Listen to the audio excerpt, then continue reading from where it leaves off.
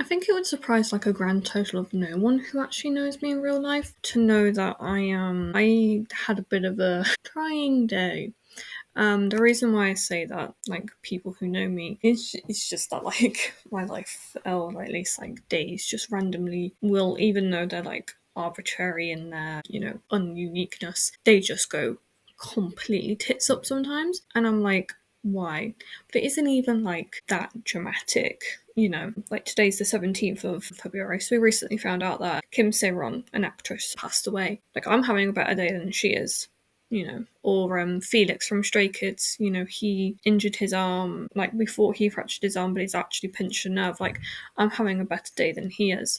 But it's when random things just like go on in your life. For example, like just like people aren't doing what you expect them to do, or like, and they're just like, they're not intentionally trying to annoy you, but it just kind of gets a little bit annoying. Or when the cats go underfoot, you're just like, can you just deal with this? And like, things just kind of tend to pile up sometimes, and then you become upset a little bit, but then people think that you're actually fully upset, but like, I'm not upset.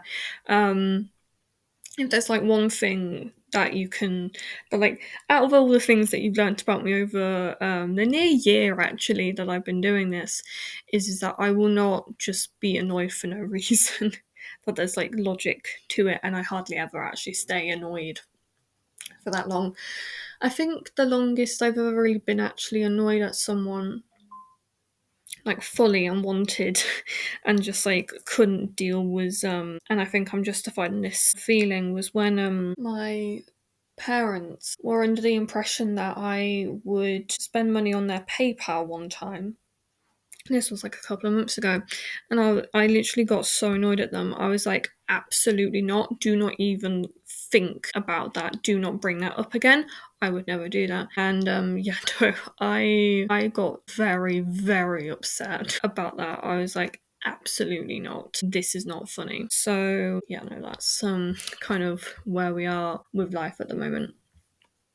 So obviously I'm recording this on the 17th, so it is a little bit very, very, very pre-recorded. It's I'm doing it mainly so that I have a little bit more freedom to do what I want during the day. But then I'm like, I want to record though. So I'm like, why am I doing this then? Why am I keep on pre-recording? But it allows me to, just like live my life a little bit more casually, because I've not recorded in a few days, and I'm not too worried about when episodes are going up. Like, the only thing that I actually have to make sure, I love how I'm just rambling, I have to make sure of is actually on YouTube Studio. It doesn't automatically get posted, so he'll actually typically be on the Wednesday or the Saturday that I'll remember that I need to post the video onto YouTube. So, like, if you're listening to this on YouTube, hi, you can always go onto Spotify, same podcast name, for the episode to go on Tuesday and Friday if it's not up already.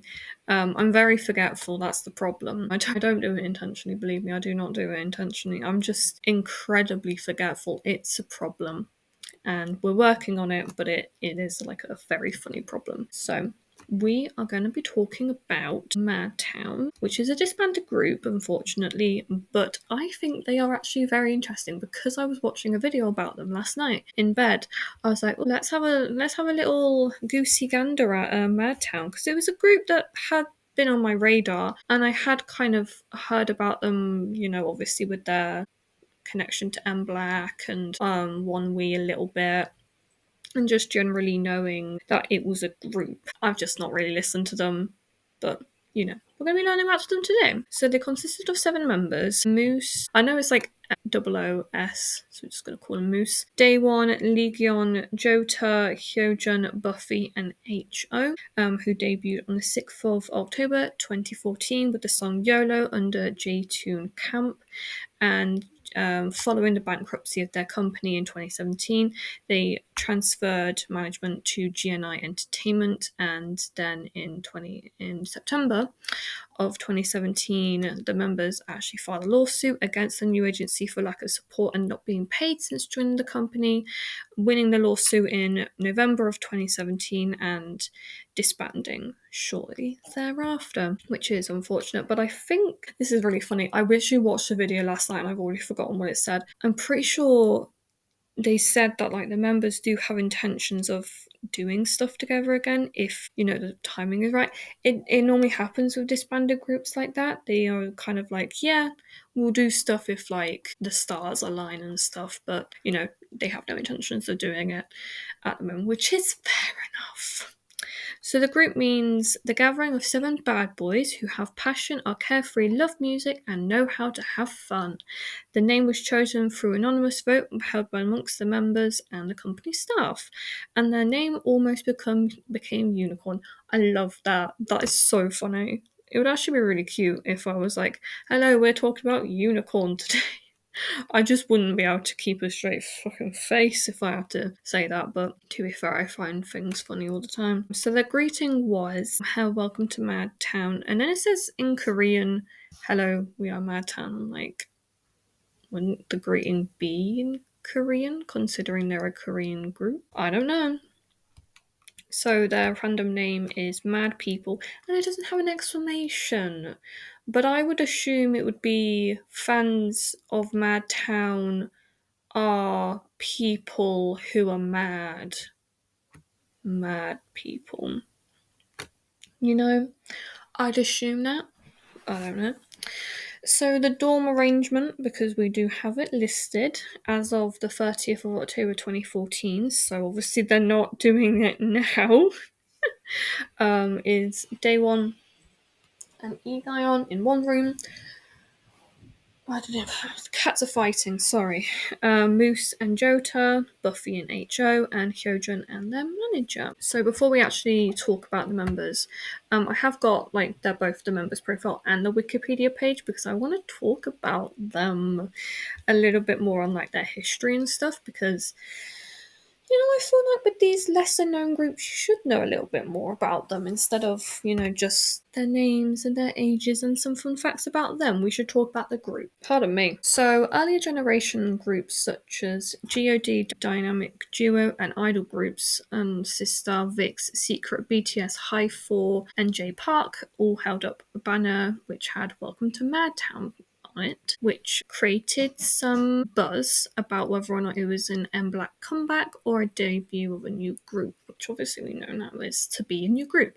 And on the 24th of September 2014, J-Tune Camp finally announced the debut of their second boy group through a teaser image, which marks their first group debut in 5 years. And boy group debut after 5 years and group debut after 2 years before X left the company. And then over the next 2 days, they introduced the members, which also included Moose and Buffy, who were members of Pro C before debuting earlier, which ended up becoming a subunit, I guess, kind of the group. And I can't.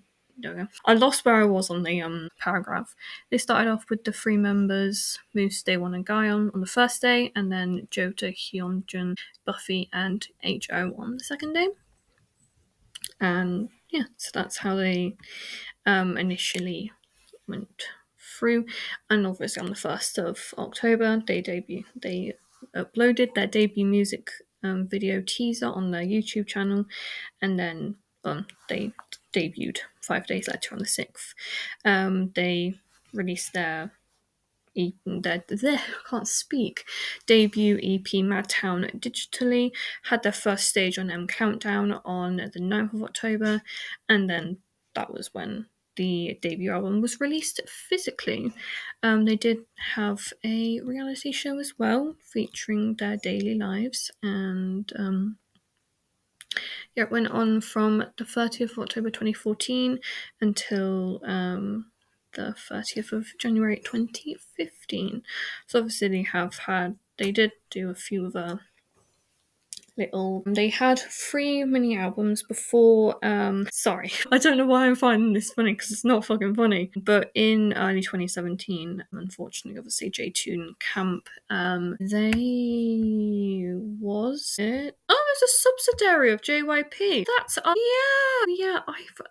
I feel like I remember reading about this. Right, yeah. So it was a subsidiary, and they filed for Chapter 11 bankruptcy, or at least what the equivalent would be in Korea. That's just kind of how it's known. And so they ended up selling the contract to GNI Entertainment. Surprised they didn't sell it to, or at least like JYP didn't buy out the contract since it was under their company. I don't know though, but well, yeah, because like J-Tune Entertainment and JYP fused together because the JYP became not the person, but JYP Entertainment became the biggest shareholders of J-Tune Entertainment, so they became a company because Rain was the founder and like he was under JYP at the time.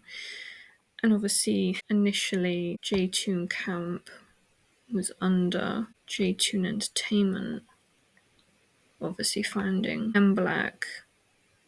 Rain stopped, I guess, being under the company. They debuted M Black. So I don't get why they didn't sell the management rights, or didn't even sell the management rights, that JYP didn't just like buy the boys or like the group. If I'm thinking about this like in like a business sense, like yeah, it might not be profitable given the fact that they're not like a popular group, but having the management rights be transferred to a popular group like JYP, especially in 2017, would have been more profitable. But maybe it's because of the fact that obviously they had got Seven, who debuted in 2014 too. And then they were preparing for Stray Kids' debut, or at least like the survival show at the time. I'm like, I can't imagine. Obviously, their finances wouldn't have been able to support that, given the fact that also they had like twice in the company two Wonder Girls had just finished. They're about to have Stray Kids. There are quite a lot of good trainees. Like it, I don't know. Oh, I was reading again. I'm like, why wouldn't it? Oh, now I'm reading. So, following the merger of J-Tune Entertainment with JYP in 2010, just thinking of like what sort of like business stuff. Well, first off, why would you make a subsidiary that is like in the same like field of work as like the full-on company? I'm so confused because like in 2010 when it was still like a part of the company, Rain sold his shares of the company to JYP, like the actual person JYP, and then merged it, then made it defunct. Just like it doesn't really make sense. Well, I guess obviously because it had its own separate CEO, so it just kind of carried on being itself until 2017 before filing for bankruptcy and then couldn't get itself back out. But yeah, I guess it kind of makes sense. But I would have just stayed as an entity within J-Tune Entertainment. So then I would have still been a part of JYP, and then it would have been more efficient business wise having the backing of JYP. It's like how SM subsidiaries. I'm like, yeah, I mean technically it isn't SM, but there was a group called Milk under like a subsidiary of SM that I will cover at some point. I mean technically they didn't do incredibly well, but their legacy, it's there. It's still referenced as like a first generation group, and it's still kind of appreciated, but like I guess because obviously they didn't do terribly well under like a subsidiary. But I'm like, I don't get why on earth they just wouldn't stay as a corporation, like as a subsidiary under well, a subsidiary under a subsidiary, but just kind of also merge with JYP and just have J-Toon Camp as a division under JYP. Anyway, I'm just arguing with myself about the decision that I hadn't, that literally, I was too young to, do anything. I don't even know where I'm going with anything. I'm so tired for this. I'm sure, you're just thinking, you're listening to this and you're just like, what is this girl on? Madness, what I'm on. So in early 2017, the contract was sold to GNI Entertainment due to the sudden closing of J-Toon Camp. Obviously, they filed an injunction to the Seoul District Court against GNI Entertainment to end their exclusive contracts. Oh my.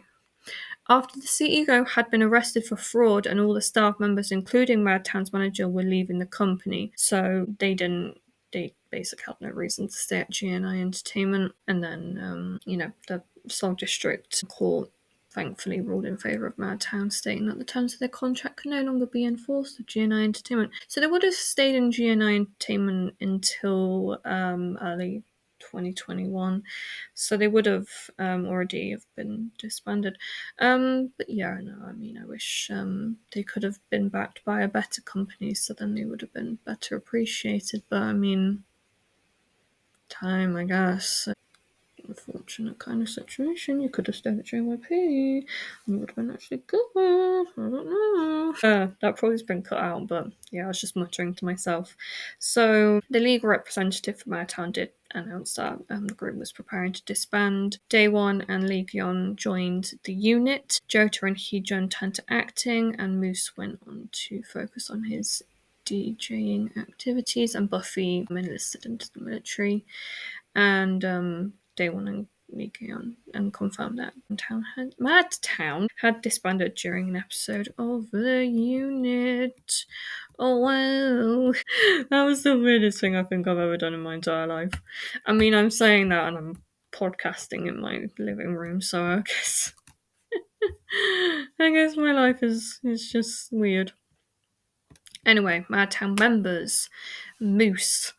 Kim Sang-bae, he's the leader, main rapper and vocalist, born on the 29th of April 1991, making him a Taurus and a goat. He was born in Hampyeong in the South Jeolla province of South Korea, and he obviously debuted in Pro C the year before M-Black's debut, and that became a subunit. And he was also a former pre-debut member of M-Black, trained them for 3 years but dropped out of the group due to personal reasons, which ended up leading to Thunder being a member of M-Black instead. I'd love to talk about M-Black because Thunder, just quickly, side tangent again, Thunder and former member of Gugudan, Mimi, are actually married. I think I did mention it because I have done a Gugudan episode before, but I can't remember what I talk about anymore. I talk about so much. I just talk. It's a problem. So he was a backup dancer for Boom, 2AM, K-Will, Lee, Hyori, Gina, 4 Minute, and Sister. So, he did do some stuff with JYP, but then, the company just fucked itself and then was just like, nah. Sorry. Oh my. I'm like I'm on something tonight. It's just so. He also has several tattoos on his arms, chest, and shoulder, which I will see if I can find them because I do like seeing tattoos, but we won't do that now because otherwise I'll get too distracted. And it does say he's currently in a relationship as of August 2023, however. Time has passed, so that might not be true anymore. Next one we have is Daewon, Park Daewon. He's a main dancer and a vocalist, born on the 17th of March 1992, making him a Pisces and a monkey. Pardon me, sorry.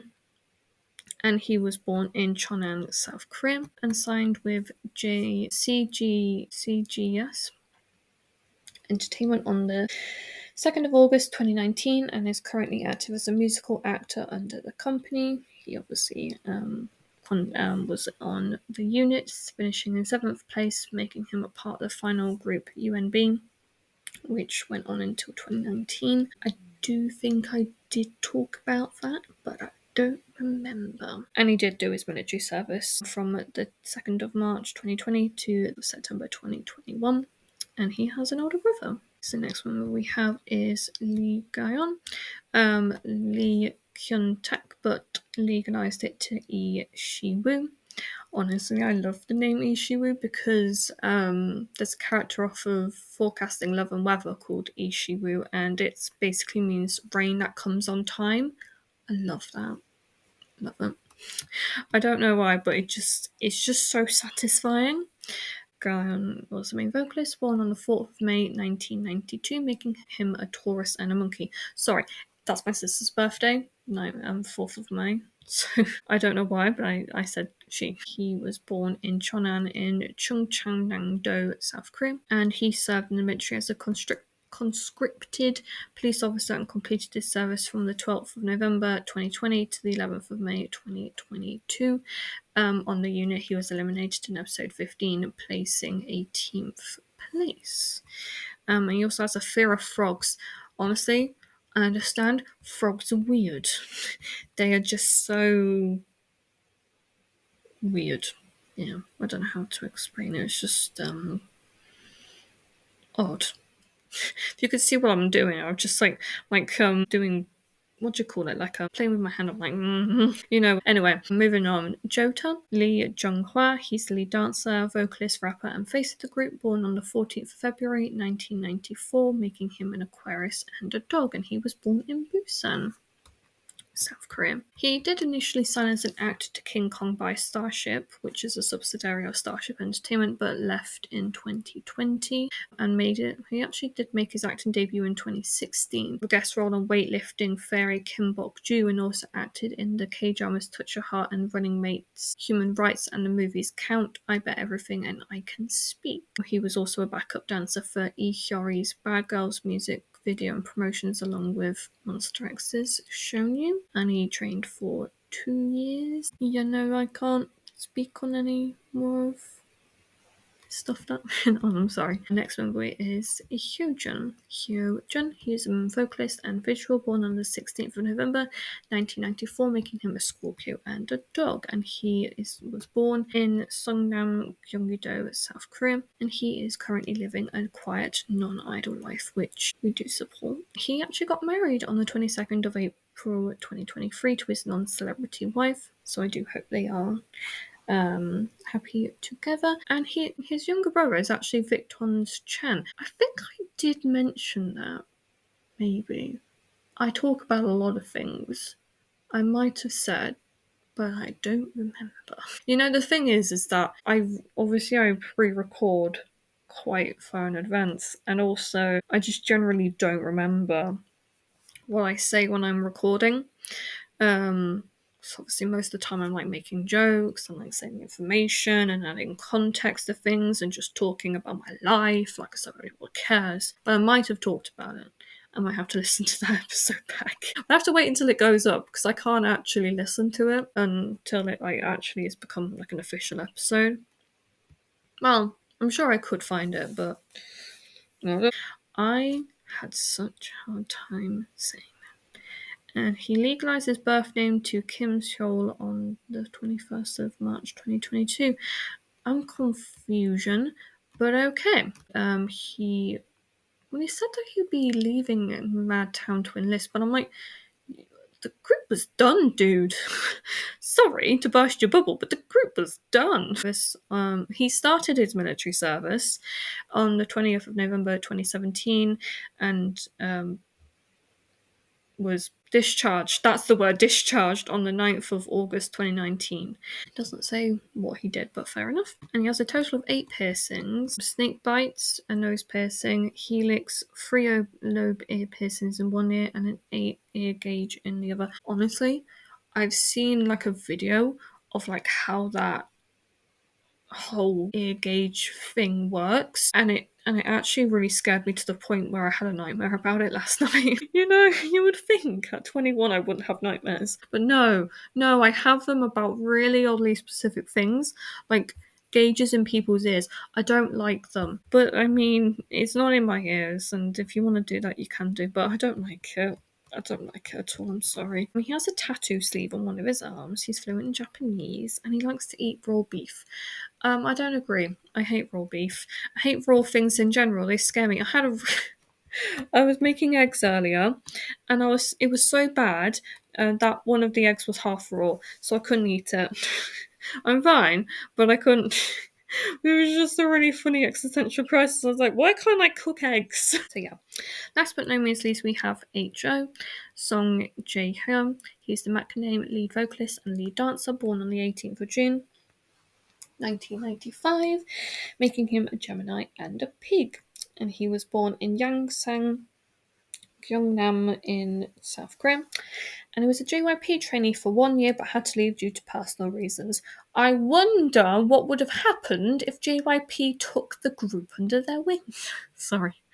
No, you can't complain about something that like is just a situation that didn't happen. But I can be like, why didn't you do it? Sorry. But he trained at J-Tune camp for 2 years prior to his debut and is an only child. So yeah, that's been MADTOWN. Also, I think my laptop is about to die, so thank you as always for listening to this extremely crazy podcast. I won't get too sappy, but doing this for a year is it's really weird. I didn't actually imagine I was going to get this far. I thought I was going to do it for only a few months, but no, I've carried on, and I'm really pleased with myself, and I'm pleased that anyone's listening. So thank you if you have decided to even just listen for a few minutes and stuff and get bored halfway through my monologues about myself and my life. It really is a pleasure being able to do something this random every week. Obviously, I know at the start it was like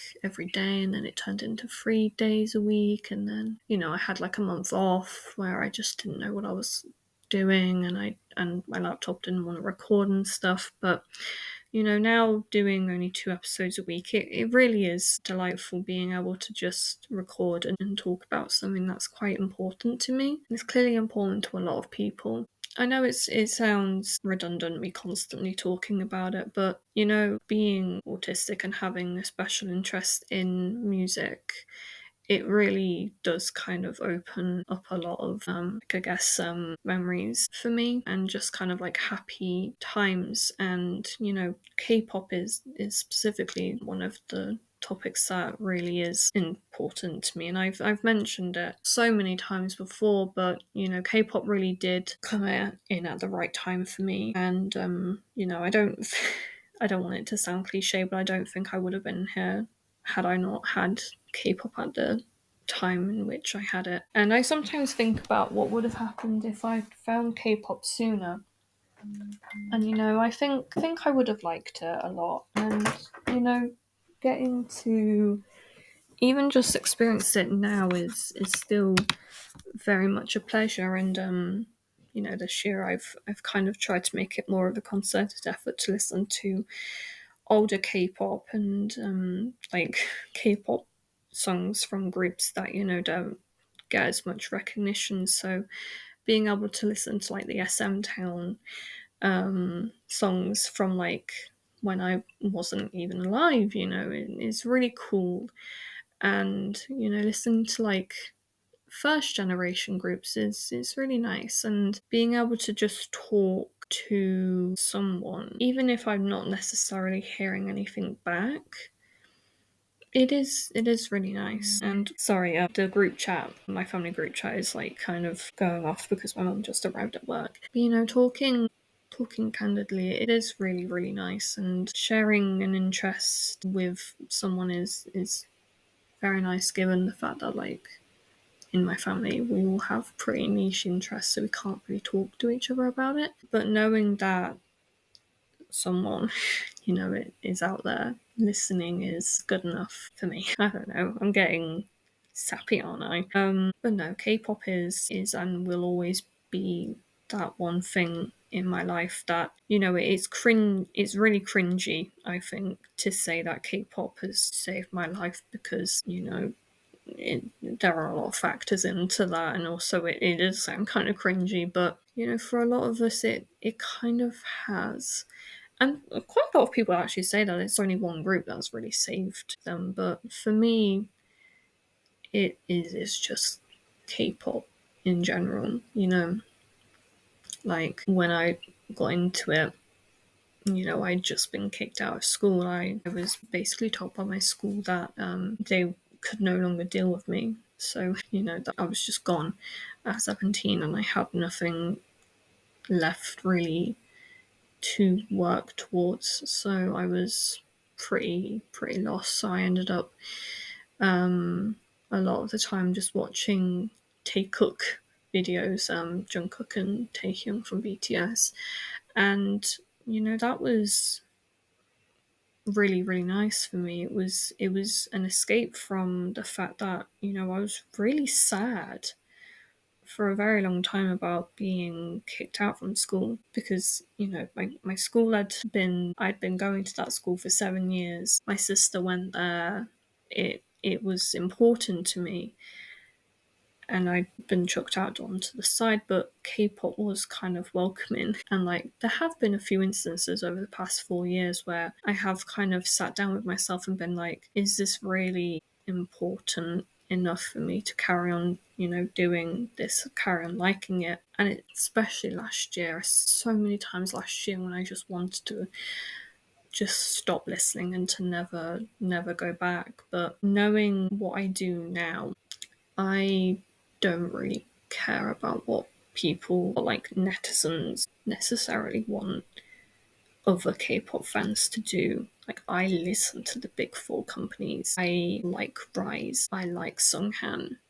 You know, I'm not going to be told to like New Jeans. I have my morals and I'm sticking by them. And knowing that, people might not necessarily be commenting, but knowing that I'm not getting hate for my feelings is quite nice. I'm also not getting praise, but that's another kettle of fish. But no, I'm not saying any of this to gain any sympathy or say anything really. I kind of just wanted to say, I guess I'm thankful for the fact that I still get to do this. I've not been cancelled, and I kind of just get to blabber on for a good half an hour or so basically each day, isn't it really? About a topic of conversation that I can't really talk about to anyone else. But yeah, if you're just listening today or you've been listening since the start when I was always just on Spotify, thank you.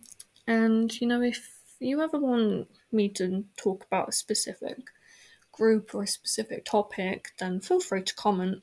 Will I actually do it? I don't know. Very transparent in the fact that I don't like being told what to do. But yeah, no, it really has been an absolute pleasure this past year to do this, even though, I don't get paid or anything. It really is so nice to get to talk about something that's important to me. Yeah. If yeah, I'm gonna go now. So thank you, and I will talk to you again very very soon. Bye.